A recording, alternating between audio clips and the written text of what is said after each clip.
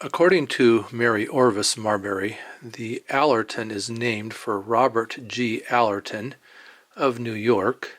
He was the treasurer for the Osaquock Angling Association of Maine.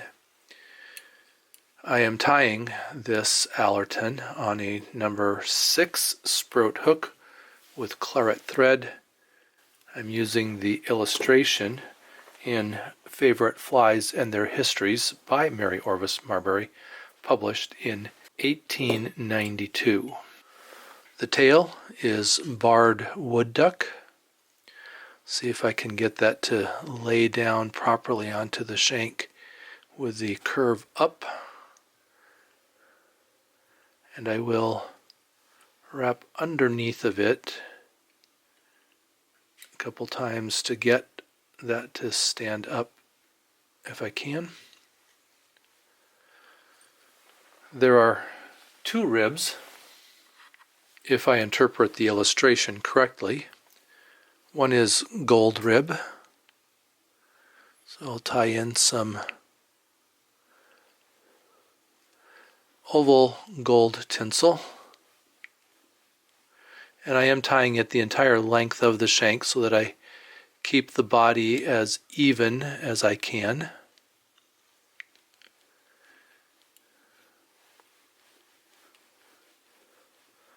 Build up a little bit of body.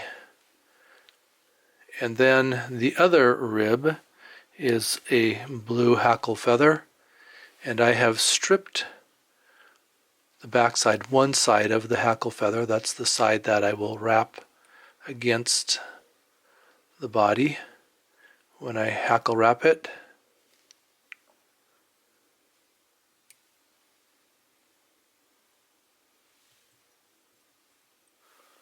For the body, I have some gold floss. I have folded the floss in half so that it's a thicker floss than it comes off the spool. Tying the folded end in at the bend of the hook or at the tail end of the body, and then just pulling that up tight. And then I'll wrap forward on that again all the way up behind the eye. And the reason for tying it in at the back and wrapping it forward is so that I can do 2 layers of the floss. One back down to the end of the body, and then one back up towards the eye of the hook, where I will tie in the hackle and the wing.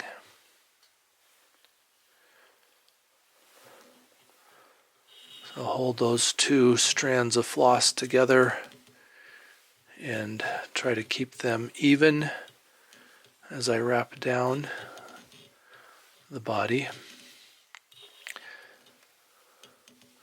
I had to look at the illustration closely to figure out exactly what color I wanted the body to be.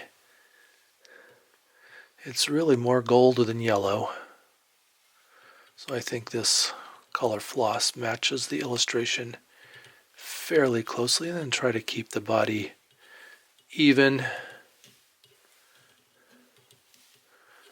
I might work harder at that if I was using this fly as a competition fly.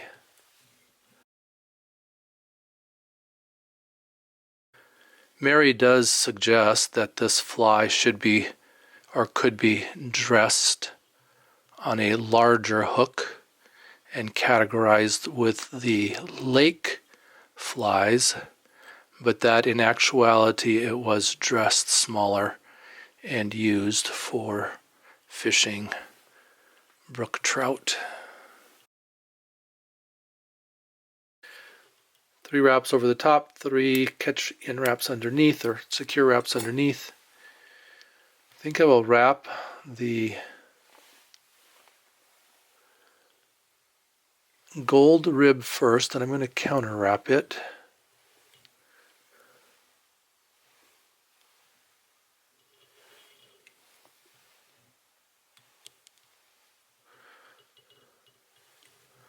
I thought maybe I would use orange for the body, but I think the illustration really is more of a gold than an orange.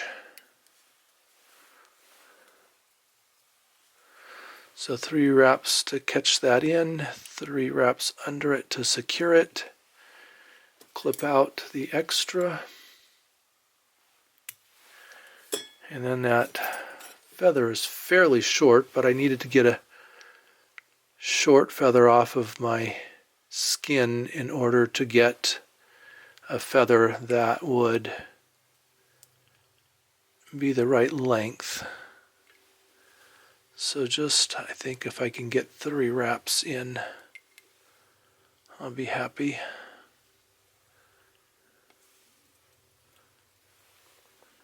And that will be mostly covered up by the hackle, the front hackle, which is the same color, just longer. So I'll get 3 wraps. I don't know if I can get under that. It doesn't probably really matter as long as it's tied in securely. I'll go ahead and clip out these tips here so that they're not in the way. Just as long as they're not over the eye, I'll be happy. Then I have another dyed light blue feather that I'll use for the front hackle. A little bit bigger because it's a hackle feather for the front. I'm going to give it a crew cut, so pull down on the barbs at the base and clip those short on each side of the rachis. And that gives me barbs, little short barbs to tie in against and catch that hackle feather in.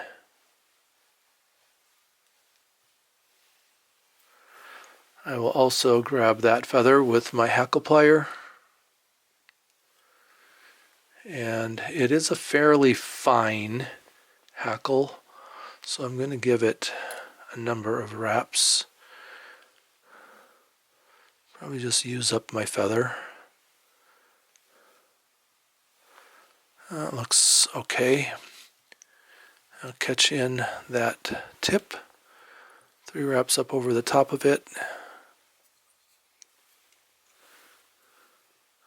I can let go of it then, and then I'm going to pull back on all of that hackle and wrap back up over it. That catches in that tip, and then I should be able to just grab the tip and snap it out. For the wing, I have 2 slips of dyed red goose shoulder. I've cut them approximately the gape of the hook. It's tough to keep those from collapsing too much when they get that wide. I will pinch them together on top of the hook shank and then do a pinch wrap, bring my thread down underneath of the hook, and then holding tightly on that goose shoulder, cinch up on it and take a few wraps backwards. I want to keep that eye clean as much as I can. I can lift up on the butt ends.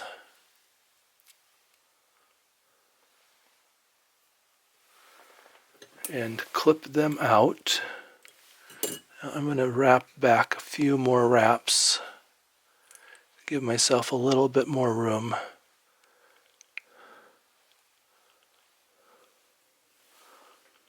For clipping out the butt ends, keeping the eye clean as much as possible. It's a large eye, so I'll be able to get a tippet in it should I ever decide to fish this fly.